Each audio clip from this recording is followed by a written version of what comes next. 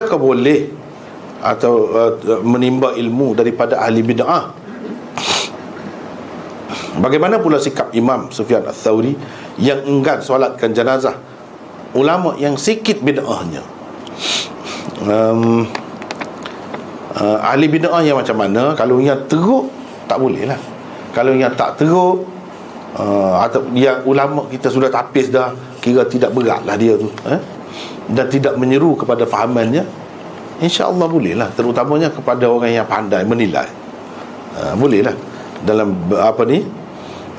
ilmu agama ni maksudnya, bukan ilmu lain. Kalau ilmu lain tu insya-Allah tak ada apa. Kalau ilmu agama kena berhati-hatilah. Ada unsur bid'ah dia tu, kena berhati-hatilah. Kalau ada sikap Sufyan Ats-Tsauri macam ni, kerana sikit saja, itu sebagai peringatan daripada dia lah, supaya kita berhati-hati.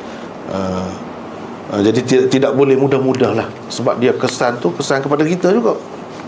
Kesan buruk dia tu kita yang menanggung. Jadi boleh jadi maksud Imam Sufyan Ats-Tsauri ni dia nak mengajar kepada orang ramai supaya berhati-hati dalam perkara ni. Tengok dia, sikap dia sikit pun dia tak mahu. Tapi kalau kita perhati berdasarkan riwayat lah, Sufyan Ats-Tsauri pun ada juga terima daripada ahli bid'ah tu. Kalau maksudnya riwayat atau berguru ni maksud macam mana? Seperti Imam Abu Hanifah berguru dengan Hamad, guru dia tu kan selama 18 tahun dia tak tinggal, begitu ke? Kalau begitu tak boleh. Kena belajar guru yang bagus, yang baik. Kalau sekadar mengambil hadis, sikit-sikit maklumat-maklumat macam tu, insya-Allah tak apa. Tapi yang baiknya kepada umum tak payahlah. Tak payah. Ambil sikap Sufyan Ats-Tsauri ni betul, supaya takut kita tak perasan, kita tak sedar di situ tu dia ada.